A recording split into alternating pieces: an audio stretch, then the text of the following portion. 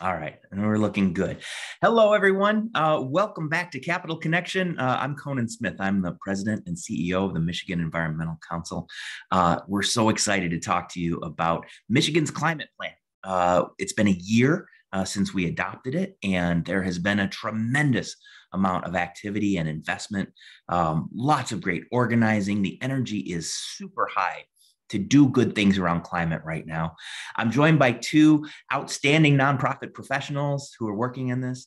Our own Carlee Knott from the Michigan Environmental Council. Carlee has been with the staff since December, so she's a little new to our team yet, but well-versed in the policy and politics of Michigan. We're very, very lucky to have Carlee join our team. And Denise Keele. We worked with Dr. Denise Keele for many years when she was a professor at Western Michigan University, and she is now the head of the Michigan Climate Action Network. Many of you will be familiar with MyCan. It's been a force in the climate movement in Michigan, building the ability for citizens to engage and have their voices heard. And wow, are we at a point where we need MyCan more than ever. So excited to have Denise's leadership there. Welcome, Denise. Welcome, Carlee. Glad you guys could join us. Thanks so much for having me. So you both are new to the webinar. Can you give us a little bit of background on yourselves? Carlee, tell us how you got to the Michigan Environmental Council and why climate and energy are the subjects that you wanted to build your career around. Yeah, sure. Hi, everyone. I'm Carlee Knott, Energy and Climate Policy Specialist with Michigan Environmental Council.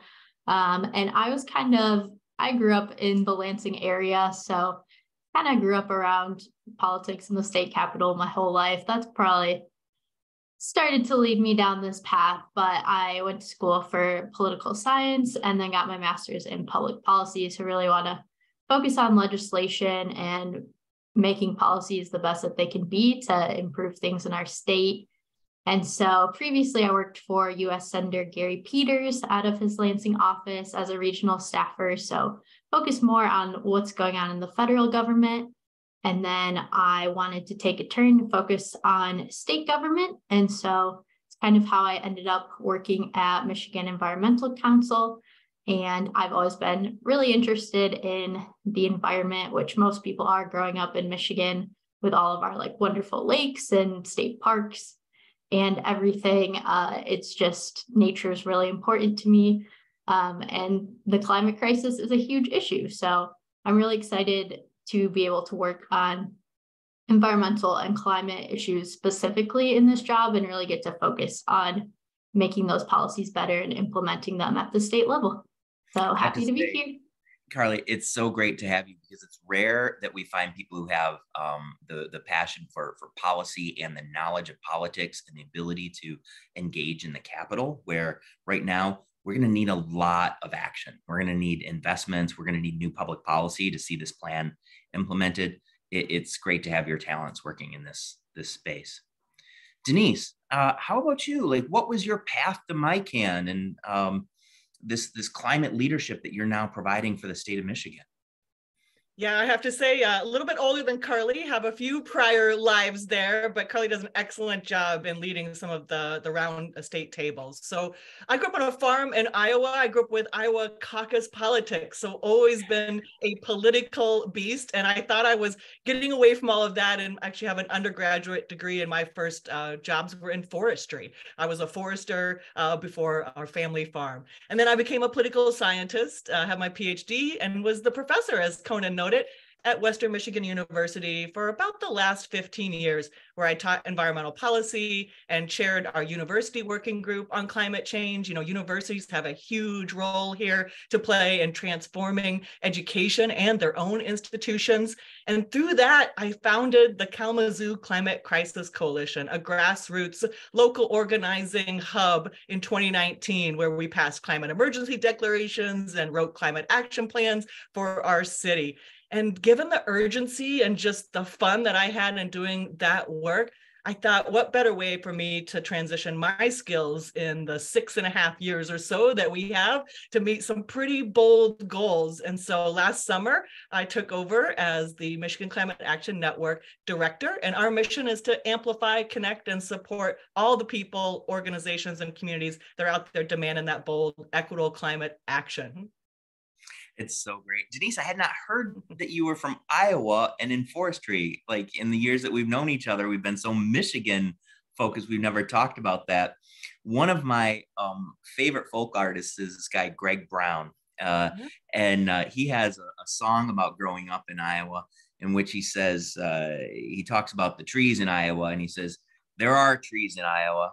Well, there used to be anyway, before my granddaddy came, because his granddaddy was a logger and a forester. Pretty fun. Indeed. I was supposed to go to Iowa State to learn how to grow better soybeans, and I rebelled and learned how to grow trees instead. You know? I love it. I love it. So here we are at the 1-year mark of the My Healthy Climate Plan. We've done a couple webinars on this over the past, so the audience is likely familiar with the plan, generally speaking. We did one when it came out, and some of you may remember that we worked with a number of organizations to do an analysis of that plan to see if it was capable of meeting our 2050 goals, and it was close, but not quite there. Subsequent to that report, the federal government has made billions of dollars of investment in advancing priorities that are listed in the My Healthy Climate Plan. It's a very exciting time. Before we get into that, Denise and Carlee, can you talk a little bit about what you see in this plan, the structures of it that are most exciting to you and the opportunities that we have? Sure. Well, I'll take maybe just a stab at some of the history here. I have to say, after 20 years of working on these issues, it is indeed an exciting time and a very dramatic shift. You know, public opinion is at like 70% of Michiganders who understand that climate change is happening. And we have a bit of a history here with setting one of the first renewable portfolio standards as a state. About 30 states have that as kind of a very common policy that kickstarted the transition to clean energy. And of course, since Governor Whitmer's election, the state has joined the U.S. Climate Alliance, which is part of the targets to meet the international agreements. But my work has always really been focused on, and that's why MyCan was so attractive to me, on these local pieces. And really, I would have to say that we should thank all of our local communities who have really been leading the way. There's been an absence, as most of you know, of federal policy until this year, and our state policy is very recent. And until then, our local communities were leading the way and passing clean energy resolutions and really doing the work. And I was very proud to join MyCan, and we put out a report that became part of the My Healthy Climate Plan on some of those communities, because we have a lot to learn from the successes and challenges at that grassroots level. So we got here through a long process of lots of community and public engagement, you know, the agencies that are all involved at the state level, creating that draft plan. I know Michigan Environmental Council and us and everybody really worked hard on the draft plan to make sure that comments got in there, especially around environmental justice concerns, to make the strongest plan possible that we could really meet. And there are a lot of pieces in there. I know the audience is pretty familiar with those. Of course, our overall goals. I'm glad you mentioned the report that you did, because it's a fantastic report. Our goal here is, of course, to get to 28% below 2005 levels and 52% reductions by 2030. Again, that urgency of meeting those. And this plan gets us, as Conan said, to about 50%. So just barely. And that's, you know, I'm an optimist. That's if we do everything we said we would do in there, right? And so we really have our work cut out for us here on some of the main items of clean electricity targets, phasing out those coal-fired power plants, decarbonizing homes and businesses, the incentives for electric vehicles and public transit, and protecting more natural areas. I know Carlee's also an expert on this, so I'll give her a chance to weigh in on what does this plan do? Yeah, and just adding to that, I think now is the time to start implementing this. In the past election, we elected a lot of climate leaders and climate-friendly legislators who are really looking at these opportunities in the My Healthy Climate Plan and are really excited to kind of run with it and start putting the plans into place and enacting it. I think part of the plan that I'm most excited about is really looking at the power sector and switching over to clean energy. That's one of the biggest things we can do is building out our renewable energies, shutting down our coal plants, switching over to clean energy, because so many things in Michigan run on electricity. So if we can get our electric sources to be coming from clean energy, that's going to reduce our emissions across the board.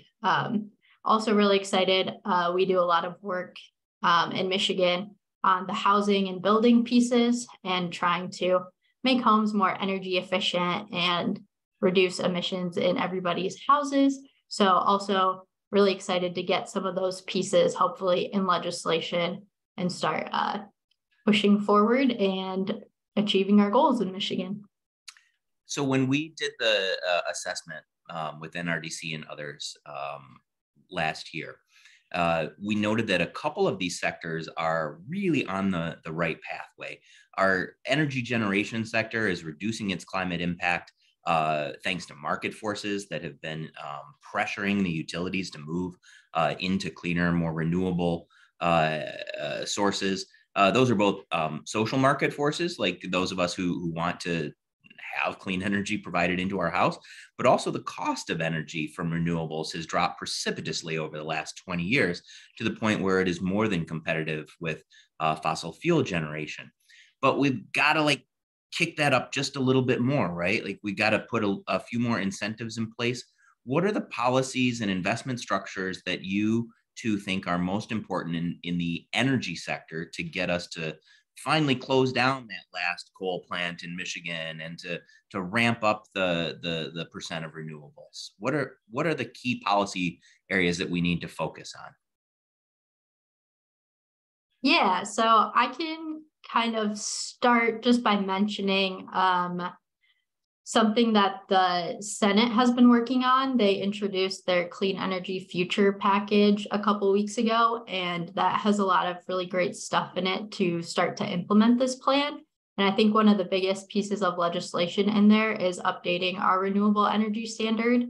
And so that would essentially require the utilities to get to 60% renewable energy by 2030, and then reach 100% carbon-free energy by 2035.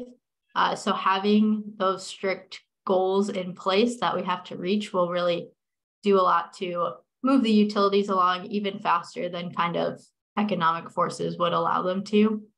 And then additionally, I think like a piece of that we also have to work on is the renewable siting issue, because we're not going to be able to build out all of the renewable energy that we would like to, kind of with how our system is going now. There's just a lot of hurdles to jump over in order to get renewable projects into place. So if we can reform that system, also, there's not a bill currently in that package that was introduced, but we've been working with some other partners to try and find some solutions there to kind of complement our other clean energy goals that we're trying to achieve.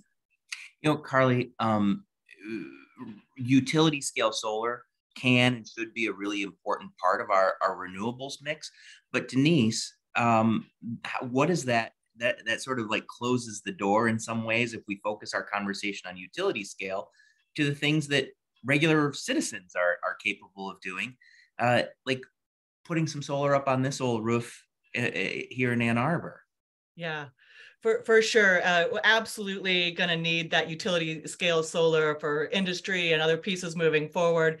But in addition to some of the Senate bills that Carlee was talking about, there is a major goal out of the My Healthy Climate Plan to enable community solar projects. And we have a bipartisan Senate bill introduced to modernize that state law to increase the access to affordable solar energy, right? Like I'm in my neighborhood and I have great solar capacity on my roof, but I want my neighbor to keep their trees and they live on the other side of the hill. And so maybe they can't install that solar. And I would love to be able to share my excess capacity with my neighbors and in our neighborhood easily. The other piece to that is, of course, with our, we have one of the earliest renewable energy standards. And in 2016, that law was revised to include distributed generation and a cap. And there's also a House bill. I'm sure most of your audience is pretty familiar with the so-called solar cap, but there's a House bill to eliminate that. And I know our utilities have been also working hard to increase the amount of distributed generation so that we can share and share alike along those community solar pieces. So those are a couple of pieces at the local level that I'm really excited to move forward and to work on. The energy burden in this state cannot be underestimated. You know, the average is that a household spends about 3% of their income on their energy. In Michigan, that can be upwards of 23% for some of our most disadvantaged communities. So we really have a lot of priorities to do on that community level. And I think those couple bills, also there's an energy waste reduction, right? And storage out there. There's just so much happening that's gonna, I think, allow our local communities to reach those goals in a variety of ways. The second big area, and maybe at this point, in all fairness, the first most impactful area for our climate goals is transportation. We've had so much progress on the energy generation sector that it's possible that in the next round of figures, we'll see transportation mounting up to be our highest source of greenhouse gas emissions. We've got to move the vehicle sector away from internal combustion engines and get people into EVs. There's been a whole lot of progress on that front in terms of the industry putting new models out there that are frankly more attractive and more fun to drive, but also incentives from the federal government and others to ramp up that industry and get people purchasing. Denise, from your perspective, like what do we need to be doing now to put that extra nudge to get folks into electric vehicles? Yeah, I think that, you know, the federal incentives are great. There's some problems with getting those incentives to folks over the next year with some US made pieces that I hope we'll be able to resolve as we continue to, as Carlee mentioned, cite chip and battery and renewable energy pieces here in Michigan.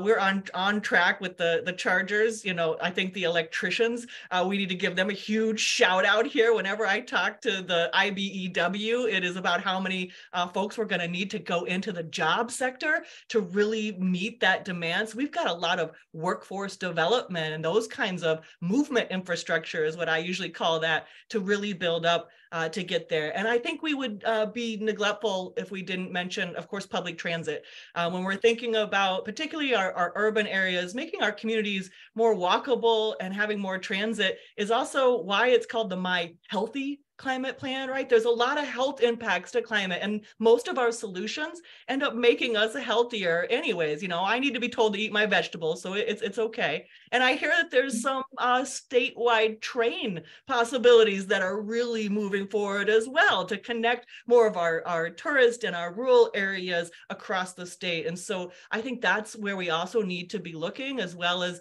making the transition to our electric personal vehicles. At the Environmental Council, one of the things that is intriguing and exciting in this transition to electric vehicles is that the state is also going to have to transform how it taxes and pays for our transportation infrastructure. Right now, we do that by the gas tax, right? So if people aren't using gas, what are we going to replace that with? Our state constitution says that any tax that we place on motor vehicle fuels has got to go into roads. 90% of it's going into roads. If we're not taxing motor vehicle fuels, maybe there's an opportunity to transform our investments in mobility, increase our funding percentages for public transportation, increase the flexibility for local governments to invest in multimodal options, increase the investment that we're able to do in the technologies that allow people to make the most efficient trip, which is no trip at all. And there's some tremendous challenges in front of us in terms of balancing the needs of our infrastructure with the opportunities presented by that kind of flexibility. Carlee, on the transportation front, what are you seeing the legislature get excited about?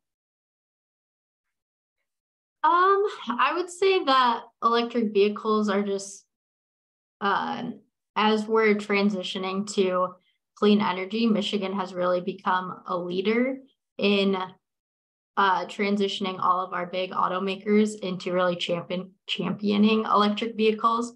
So they've done a good job of looking at making sure that we are opening up battery plants in Michigan and opening up new plants for our automakers to focus on electric vehicles. So we've been moving along in that front. I think there's a lot of excitement in Michigan to make it really an EV ready place. On the budget aspect, there's been a lot of good recommendations for electric vehicles. One of those is electric vehicle charging infrastructures. That's kind of critical. If people are switching over to EVs, we want them to be able to charge their vehicles and not get stuck out in the middle of nowhere with no way to refill. So there's a lot of funding going into that in the future to really make it so that having an electric vehicle isn't going to be any more difficult to your life than having a normal gas-powered vehicle. And you'll be able to power up whenever you need to. You can get across the state as you need to. There's a note in the chat about Michigan's EV adoptions and that we're behind some of the leading states, and it's so true. And I think, Carlee, the point that you're making about that sense of security and convenience is so critical to provide to the Michigan driver.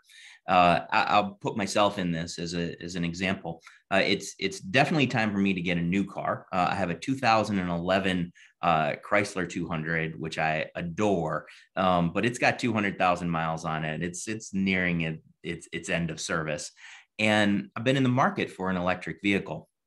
The changing tax credit structure from the federal government has created confusion in that space. So vehicles that I had prioritized on my list are no longer available for the tax credit. That's frustrating. And then the technology that I think is frankly essential for Michigan, making sure that your vehicles are being, the interior is being heated and cooled by a heat pump instead of resistance heating, electrical resistance heating. That's not being put in a number of the vehicles that are on the tax credit list. For those of you in the audience, if you have an electric resistance heat system in your electric car, it gets cold here in winter, and that can reduce the range of your electric vehicle significantly. That challenge doesn't exist with the heat pump system. So we got to get the right technology in the vehicle to give citizens the confidence that vehicle is going to meet their needs, get them from A to B efficiently and effectively. And then we've got to bring down the cost of these vehicles through tax credits, through increases in market availability. There's a lot that needs to be done to make this transition for EVs. I would say the most important thing, interestingly, and this is the long-term challenge for us, the vast majority of people in this country do not buy cars new. They buy used cars. And we're not going to have used EVs if we can't get this first tranche of new EVs purchased. So we're at a really, really pivotal moment. Denise, we are going to have an amazing opportunity to talk about this stuff coming up, the Michigan Climate Summit. Can you tell the audience about the chance to join you and 100 other folks talking about climate action? Oh, 500 other folks. Come on awesome. Now. 500. Let's do it. Absolutely. So we redid our strategic plan, and really the MyCan mission is now focused on meeting or exceeding these targets of the My Healthy Climate Plan. Our Michigan Climate Summit is coming up on June 2nd. We are hosted at Oakland University. We are inviting many of those state legislators who the package that Carlee just talked about. There'll be advocates, educators, and cultural movement makers. We are leaning into the idea that this is about our lived experience. And just as Conan said, it is everything from managing the impacts of climate and our floods and managing how we make this transition and make it work for the everyday person. Mike Ken is really interested in using this summit to make sure that we achieve that durable, long-lasting public support and continue to build the movement. I hope you all will join us there and make sure that you get connected. It'll be a day of action as well. So all those bills, all those lawmakers, all the organizations are bringing a unique action that you can take at the end of that day to move this forward. I've been to several of the climate summits over the years. They are always fun. And the people that you get surrounded with are energetic and thoughtful, creative. And I've made relationships there that are going to last me the rest of my career. So folks, take some time, come out to the Michigan Climate Summit. It is really a great event. Denise, we're going to lose you, right? Do you want to say farewell to this team? First time, caller here, long time listener, and this won't be hopefully the last you see of me. Okay. Please get in touch anytime if you're interested in any of that movement building and come work with Mike Ken. We love working with MEC and all of our colleagues. Thank you so much for having me. And sorry, I got to jump. Yeah, it's great to have you, Denise. Take care. Bye. Carlee, let's jump back to the third big area of climate change work, which, as you mentioned, is the building sector, housing. It is the toughest place for us to do this work. Like when we think about the electrical generation sector, we're working with big utilities on big investments. It's a sort of finite universe of people that we're talking to. Similarly with cars, like we can work with the auto industry and we can develop incentives with auto dealers, that sort of thing.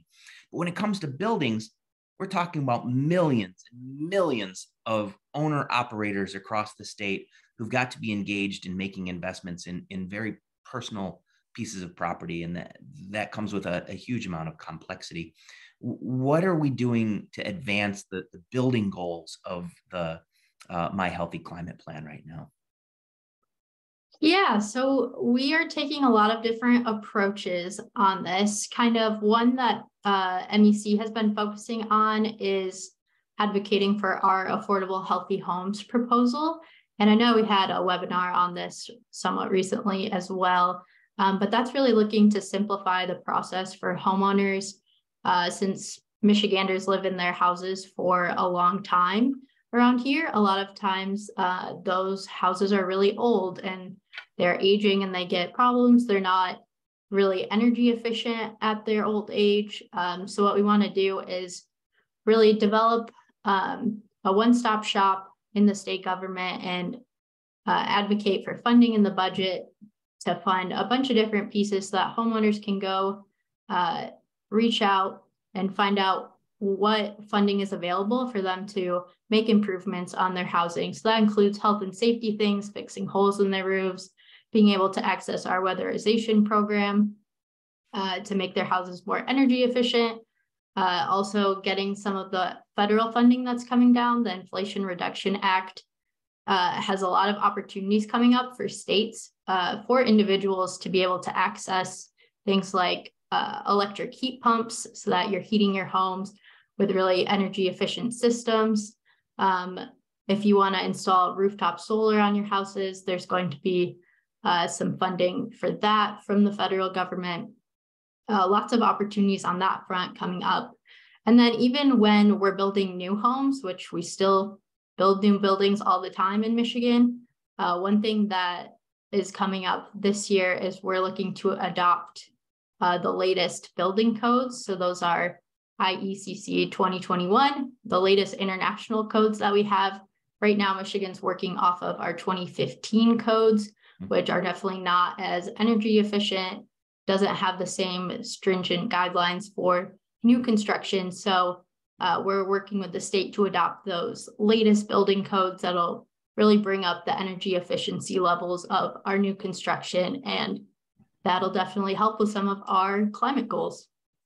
I love this focus on the building code too. It's one of those systemic structural changes that we can make that mean the homes that we build in the future are going to be more energy efficient. They're going to be healthier. And it is a long time coming. There's been a lot of resistance to keeping Michigan on the leading edge of building codes. And it's about time we fix this. And I'm glad to hear, Carlee, there's so much energy for that. So last words, Carlee, like what is your put on your pundit hat and tell us, like, how is this new Michigan legislature going to respond to the My Healthy Climate Plan? Are you feeling positive and energized? How much work do we need to do to hustle people along to the right things? Yeah, there's obviously a lot of work still left to do. I think there's a lot of really good beginnings right now. The Senate package has a lot of really great bills in it that will bring us closer to achieving our climate goals. We've been working with a lot of other environmental groups to really dig into the policy details and get some really good language added to those bills. And we're advocating to the sponsors. So hopefully the final versions will be really good and have a lot of those details of how we can actually achieve the goals that are set out in the My Healthy Climate Plan.